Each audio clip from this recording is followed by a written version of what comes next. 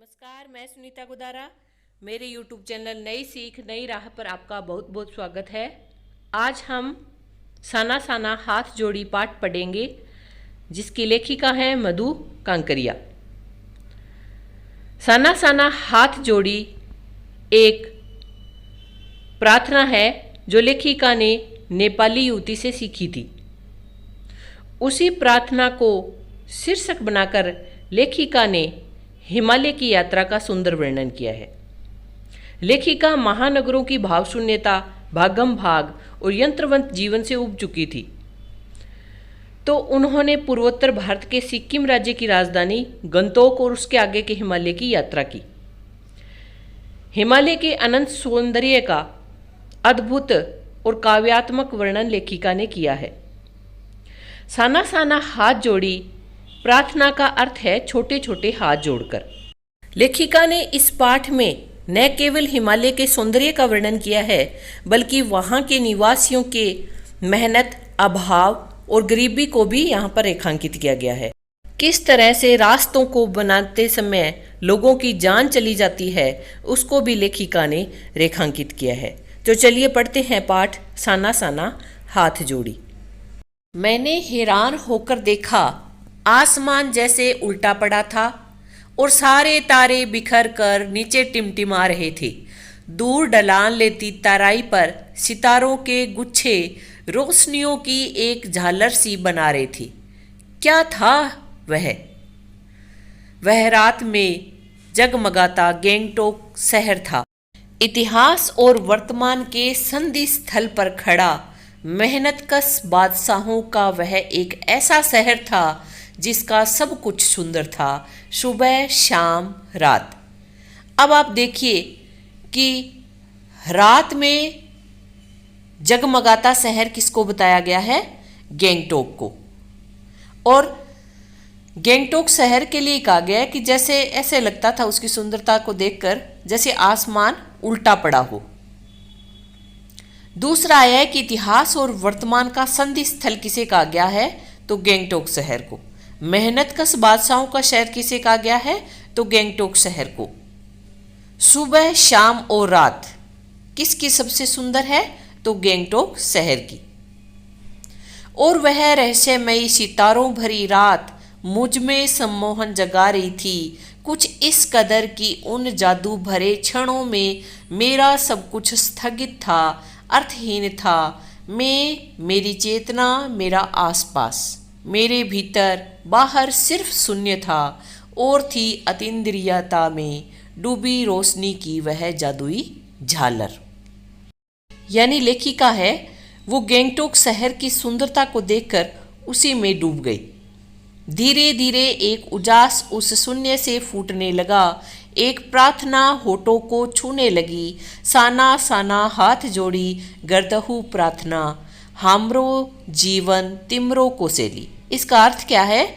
छोटे छोटे हाथ जोड़कर प्रार्थना कर रही हूँ कि मेरा सारा जीवन अच्छाइयों को समर्पित हो। आज सुबह की प्रार्थना के ये बोल मैंने एक नेपाली युवती से सीखे थे और इसी को लेखिका ने अपने पाठ का शीर्षक बनाया है। साना साना का अर्थ क्या है? छोटे छोटे हाथ। सुबह हमें युमथांग के लिए निकल पड़ना था, पर आंख खुलते ही मैं बालकनी की तरफ भागी। यहाँ के लोगों ने बताया कि यदि मौसम साफ हो तो बालकनी से भी कंचनजंगा दिखाई देती है। कंचनजंगा हिमालय की तीसरी सबसे बड़ी चोटी है, पर मौसम अच्छा होने के बावजूद आसमान हल्के हल्के बादलों से ढका था। पिछले वर्ष की ही तरह इस बार भी बादलों के कपाट ठाकुर जी के कपाट की तरह बंद ही रहे। कंचनजंगा न दिखनी थी न दिखी। किस कारण से नहीं दिखी? बादलों के कारण।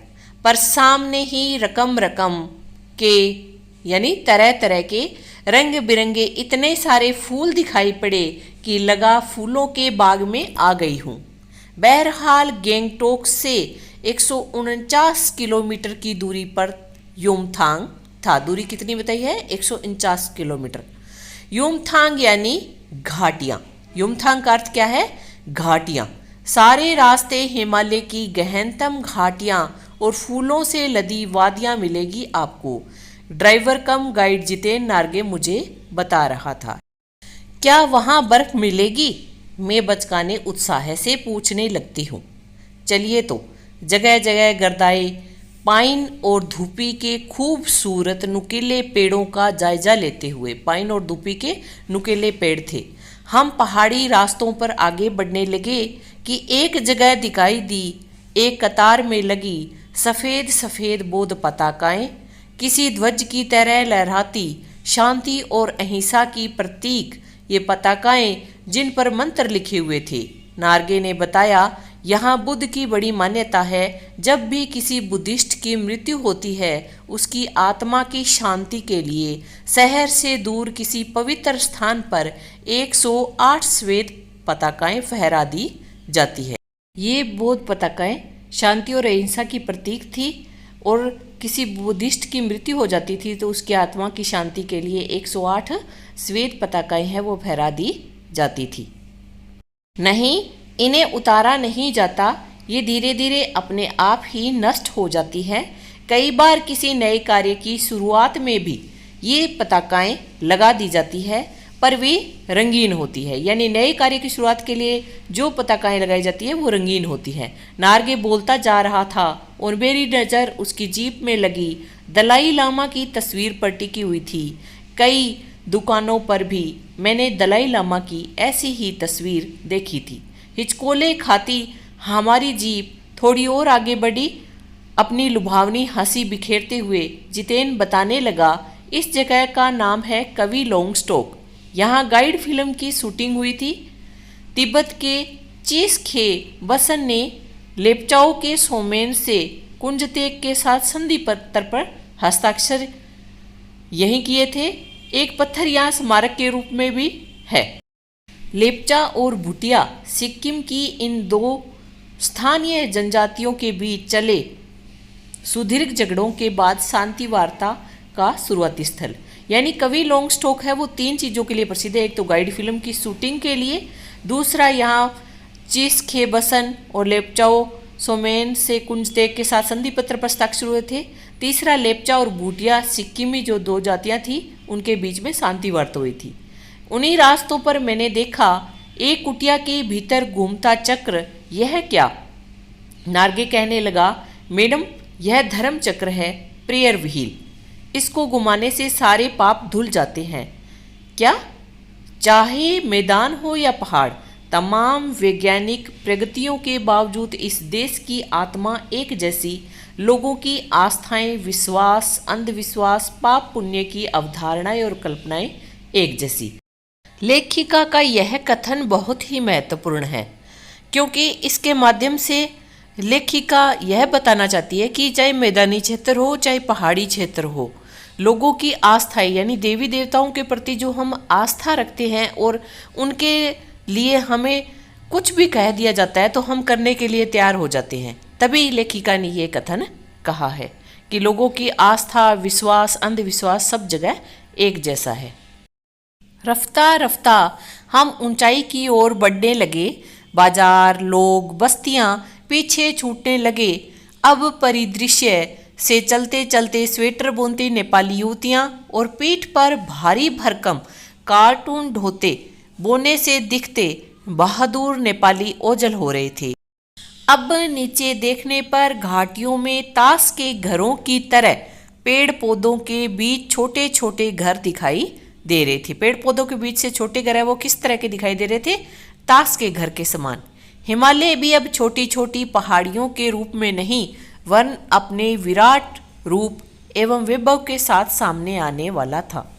न जाने कितने दर्शकों, यात्रियों और तीर्थटानियों का काम्य हिमालय, पल पल परिवर्तित हिमालय। यानी जैसे जैसे आगे बढ़ रहे थे ऐसे लग रहा था जैसे हिमालय भी परिवर्तित हो रहा है, उसकी सुंदरता आगे से आगे बढ़ती जा रही थी।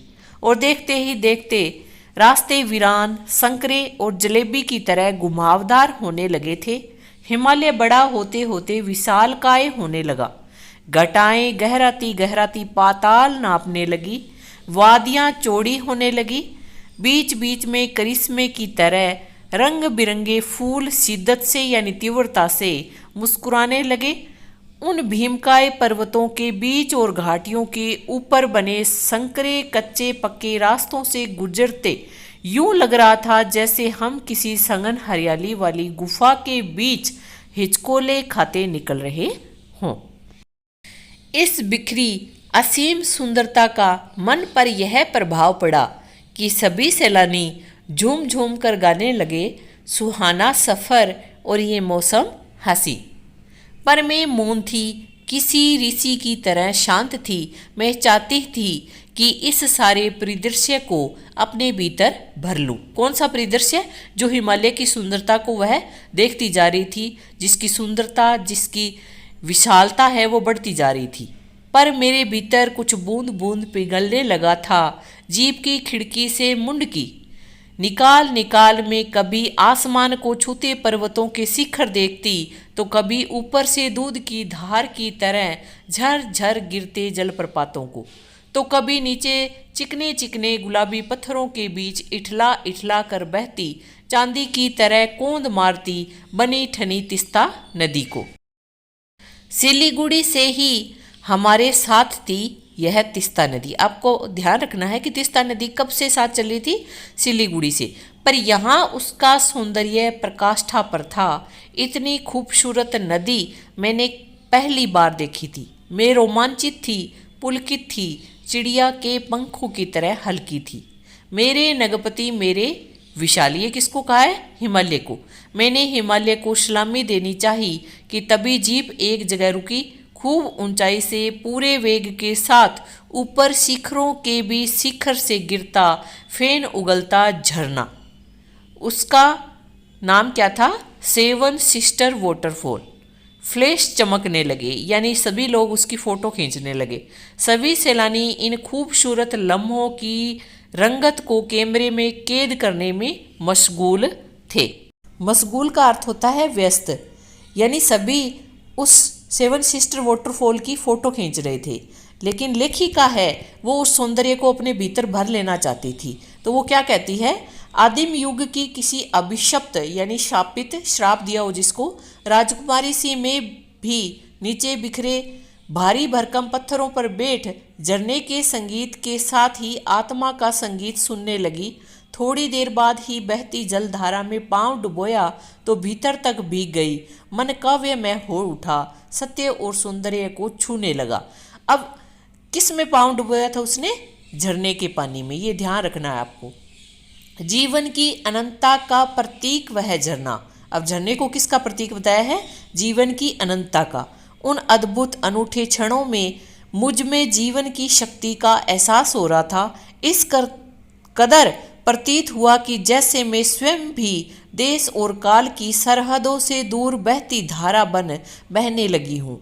भीतर की सारी तामसिकताएं, यानी जो गलत विचार होते हैं, और दुष्ट वासनाएं, जो बुरी इच्छाएं होती है, इस निर्मल धारा में बह गई। किस निर्मल धारा में? झरने की धारा में। मन हुआ कि अनंत समय तक ऐसे ही बहती रहूं, सुनती रहूं इस झरने की पुकार को। पर जितेन मुझे ठेलने लगा, आगे इससे भी सुंदर नज़ारे मिलेंगे। ये बात किसने कही? जितेन ने। अनमनी सी में उठी। थोड़ी देर बाद ही फिर वही नज़ारे, आंखों और आत्मा को सुख देने वाले। कहीं चटक हरे रंग का मोटा कालीन ओढ़े, तो कहीं हल्का पीलापन लिए, तो कहीं प्लस्तर उखड़ी दीवार की तरह पथरीला, और देखते ही देखते परिदृश्य से सब छू मंतर, जैसे किसी ने जादू की छड़ी घुमा दी हो। सब पर बादलों की एक मोटी चादर, सब कुछ बादल में, यानी चारों तरफ क्या छाया हुआ था? बादल ही बादल छाए हुए थे। चित्र लिखित सी मैं माया और छाया के इस अनूठे खेल को भर भर आंखों देखती जा रही थी।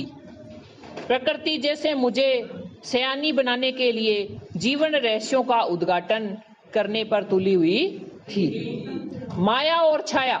माया का मतलब क्या होता है? जो हमें दिखाई दे रहा है। माया का मतलब सिर्फ पैसा नहीं होता। ये संसार की जो ईश्वर की माया होती है ना, उसके बारे में है कि माया और छाया का प्रकृति मुझे अनूठा खेल है आंखों से दिखा रही थी। और प्रकृति का जो रहस्य थे, यानी जिनको आज तक मैंने नहीं जाना था, उनको भी मैं देख पा रही थी। धीरे धीरे धुंध की चादर थोड़ी छंटी। अब वहां पहाड़ नहीं, दो विपरीत दिशाओं से आते छाया पहाड़ थे। थोड़ी देर बाद वही वे छाया पहाड़ अपने श्रेष्ठतम रूप में मेरे सामने थे। जीप थोड़ी देर के लिए रुकवा दी गई। मैंने गर्दन घुमाई, सब और जैसे जन्नत बिखरी पड़ी थी। नजरों के छोर तक खूबसूरती ही खूबसूरती। अपने को निरंतर दे देने की अनुभूति कराते पर्वत, झरने, फूलों, घाटियों और वादियों के दुर्लभ नजारे। वहीं कहीं लिखा था थिंक ग्रीन, यानी अपने को दे देने की अनुभूति। ये जो पर्वत हैं, झरने हैं, फूल है, घाटियां, ये हमें क्या करती है? देती है ना। पेड़ पौधे हमें क्या करते हैं? देते हैं। ये बदले में हमसे क्या लेते हैं? कुछ नहीं लेते। यानी ये जो प्रकृति है वो हमें क्या देती है? देने का संदेश देती है कि हमेशा देते जाओ। आश्चर्य है, पल भर में ब्रह्मांड में कितना कुछ घटित हो रहा था। सतत प्रवाहमान झरने, यानी झरने झर रहे थे। नीचे वेग से बहती तीस्ता नदी। ये तीस्ता नदी हमने पढ़ा था, कहां से वो साथ चल रही थी? कहां से चल रही थी साथ? निशान लगवाया था मैंने। कहां से चल रही थी? बताया लेखिका ने, सिलीगुड़ी से। सिलीगुड़ी से वो हमारे साथ चल रही थी। लेकिन एक जगह उन्होंने बताया है कि वो बहुत ज्यादा सुंदर लग रही थी। यानी जब वो गैंगटॉक से चले थे और गैंगटॉक से जब कहां पहुंचे? युमथांग जा रहे थे, तो रास्ते में जब ऊंचाई बढ़ी तो उसके साथ ही एक जगह ऐसी आई जहां से तीस्ता नदी है वो और भी ज्यादा खूबसूरत दिखने लगी। सामने उठती धुंध, ऊपर मंडराते आवारा बादल, मध्यम मध्यम हवा में हिलोरे लेते प्रियुता और रूडोडेड्रो के फूल, सब अपनी अपनी लय, तान और प्रवाह में बहते हुए। चरवेती चरवेती चरवेती चरवेती का अर्थ क्या है? चलते रहो, चलते रहो। और समय के इसी सतत प्रवाह में तिनके सा बहता हमारा वजूद। पहली बार एहसास हुआ जीवन का आनंद है यही चलायमान सौंदर्य। संपूर्णता के उन क्षणों में मन इस बिखरे सौंदर्य से इस कदर एकात्म हो रहा था कि भीतर बाहर की रेखा मिट गई थी। सुबह सीखी प्रार्थना फिर होठों को छूने लगी थी। यानी उस सुंदरता को देखकर लेखिका के मन में फिर से वो प्रार्थना जाग उठी जो उसने सुबह सुनी थी। क्या सुनी थी? साना साना हाथ जोड़ी। साना साना का अर्थ क्या है? छोटे छोटे हाथ। और ये प्रार्थना उन्होंने किससे सुनी थी? एक नेपाली युवती से। कि तभी वह अतीन्द्रिय संसार खंड खंड हो गया। वह महाभाव सुखी टहनी सा टूट गया। दरअसल मंत्र मुग्ध सी में तंद्रिल अवस्था में ही थोड़ी दूर तक निकल आई थी। यानी नींद का जो आलस छा जाता है ना, उसको तंद्रिल अवस्था बोलते हैं। कि अचानक पांव पर ब्रेक सी लगी। यानी वो उस प्रकृति पर मंत्र मुग्ध थी, उसी के आधार पर वो देखती देखती चल रही थी। उसे खुद को पता नहीं था कि वो कहाँ जा रही है। तभी क्या होता है, एकदम पैर के ब्रेक लग जाते हैं, यानी वो रुक जाती है। ऐसी क्या कुछ उसने देखा होगा तभी वो रुकी है। तो जैसे समाधिस्थ भाव में नृत्य करती किसी आत्मलीन नृत्यांगना के नुपुर अचानक टूट गए हो, कि मैं उसी प्रकार रुक गई। मानो जैसे कोई नृत्यांगना नाच रही है और वो बिल्कुल नृत्य करती हुई उसी नृत्य के अंदर मग्न है, लेकिन उसे पता चलता है कि मेरे घुंघरू टूट गए हैं। तो जैसे ही वह रुक जाती है, ठीक उसी प्रकार से मैं क्या कर रही थी? प्रकृति के दृश्य देखती जा रही थी, उसी में मगन थी, लेकिन एकदम से रुक गई। अब वो क्यों रुकी थी? मैंने देखा इस अद्वितीय सौंदर्य से निरपेक्ष, यानी इससे भी परे कुछ था। कुछ पहाड़ी औरतें क्या कर रही थी? पत्थर तोड़ रही थी। यानी उन पत्थरों, उन स्त्रियों को पत्थर तोड़ता देखने पर वो वहीं रुक गई। गूंथे आटे सी कोमल काया, हाथों में कुंदाल और हथौड़े, कईयों की पीठ पर बंदी डोको, डोको यानी बड़ी टोकरी में उनके बच्चे भी बंधे हुए थे। कुछ कुंदाल को भरपूर ताकत के साथ जमीन पर मार रही थी। इतने स्वर्गीय सौंदर्य, नदी, फूलों और वादियों और झरनों के बीच भूख, मौत, दैन्य और जिंदा रहने की यह जंग, मातृत्व और श्रम साधना साथ साथ। यानी वो किस लिए काम कर रहे थे? अपनी भूख मिटाने के लिए, अपनी गरीबी को दूर करने के लिए, और मौत का भय भी उनके सामने था, क्योंकि पत्थर काटते हैं तो कभी भी उनके पैर फिसलने का डर रहता है, और कब वो जाकर नीचे गिर जाए, खाई में गिर जाए, घाटी में गिर जाए, कोई पता नहीं था। लेकिन फिर भी वो किसके लिए वो तोड़ रहे थे? अपनी भूख मिटाने के लिए।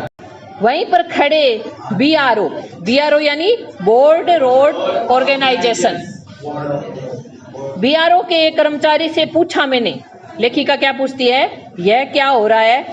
उसने चुहलबाजी के अंदाज में बताया कि जिन रास्तों से गुजरते हुए आप हिम शिखरों से टक्कर लेने जा रही हैं, उन्हीं रास्तों को ये पहाड़ी ने चौड़ा बना रही है। चुहलबाजी मतलब हंसी मजाक करता हुआ। बड़ा खतरनाक कार्य होगा यह, लेखिका ये बात बोलती है। मेरे मुंह से अकस्मात निकला, वह संजीदा हो गया। कहने लगा, पिछले महीने तो एक की जान भी चली गई थी।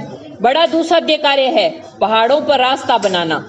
पहले डायनामाइट से चट्टानों को उड़ा दिया जाता है, फिर बड़े बड़े पत्थरों को तोड़ मोड़ कर एक आकार के छोटे छोटे पत्थरों में बदला जाता है, फिर बड़े से जाले में उन्हें लंबी पट्टी की तरह बिठाकर कटे रास्तों पर बाड़े की तरह लगाया जाता है। जरा सी चूक और सीधा पाताल प्रवेश। यानी इसमें थोड़ी सी भी अगर असावधानी हो जाती है तो उसकी जान चली जाती है। लेकिन उन्हें पता है वो हर समय क्या करते हैं, मौत से लड़ते हैं, और इसके बाद भी श्रम करते हैं, परिश्रम करते हैं, ताकि उन्हें खाना मिल सके। क्योंकि पहाड़ों पर और तो कोई खेती इतनी होती नहीं, होते ही नहीं है। वहां पे होती है क्या?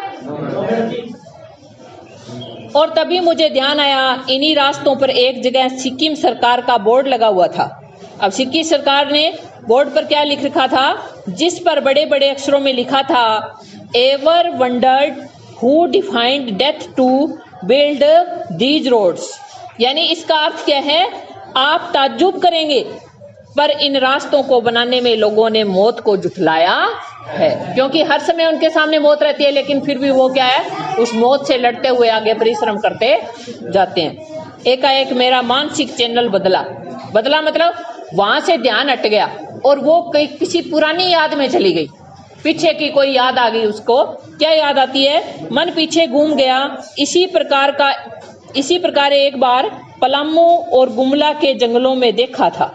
पलामू और गुमला जंगल आए हैं जहां वो कभी घूमने गई थी, तो वहां पर वो क्या देखती है, पीठ पर बच्चे को कपड़े से बांधकर पत्तों की तलाश में वन वन डोलती आदिवासी युवतियां।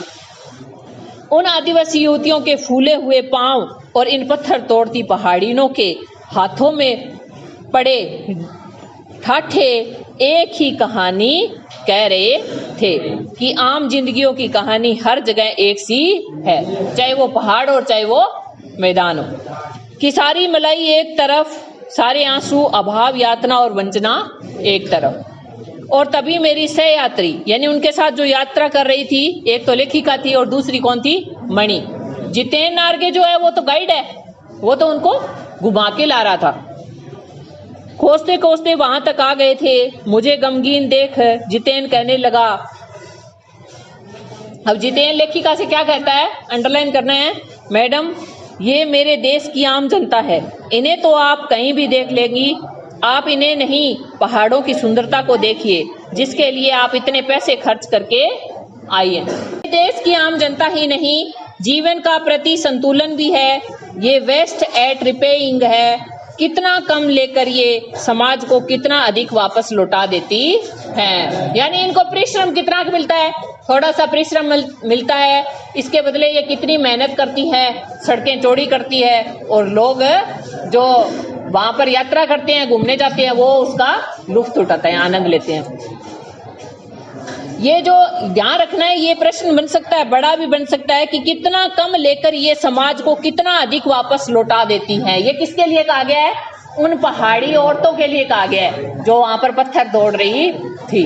मन सोचा मैंने, हम वापस जीप की और मुड़ने लगे कि तभी मैंने देखा कि वे शर्म सुंदरियां किसी बात पर इस कदर खिलखिलाकर हंस पड़ी थी कि जीवन लहरा उठा था और वह सारा खंडहर ताजमहल बन गया था। जहां पहले लेखिका के मन में उन औरतों के ऐसे परिश्रम करते हुए दुख हुआ था कि ये कितना परिश्रम करती है, मौत इनके सामने हर समय रहती है, लेकिन जैसे ही उनको हंसता हुआ देखा तो लेखिका का मन भी खुश हो गया। उन्हें जो पहले खंडहर लग रहा था वो ही सारा क्या लगने लग गया, ताजमहल के समान लगने लग गया। लगातार ऊंचाइयों पर चढ़ते जा रहे थे। जितेन बता रहा था, अब हम हर मोड़ पर हेयर पिन बेंट लेंगे और तेजी से ऊंचाई पर चढ़ते जाएंगे।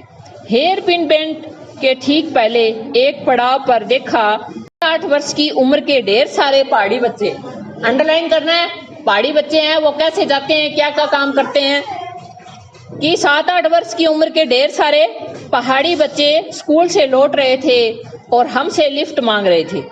जितेन ने बताया कि हर दिन 3-3.5 किलोमीटर की पहाड़ी चढ़ाई चढ़कर ये बच्चे स्कूल जाते हैं।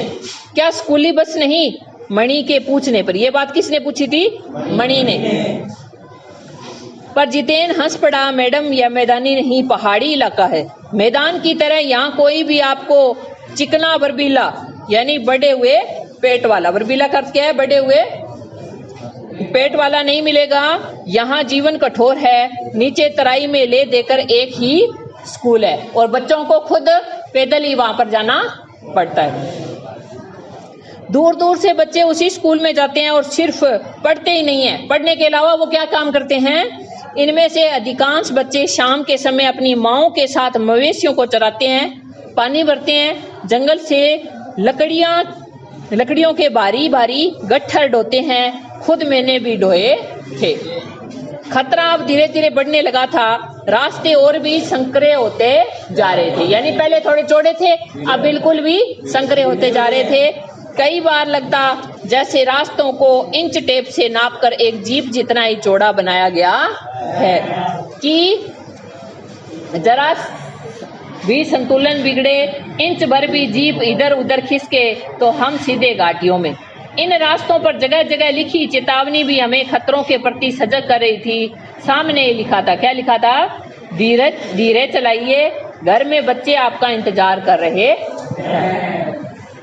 थोड़ा और आगे बढ़े कि फिर एक चेतावनी मिली, वो क्या थी? We care man inter around.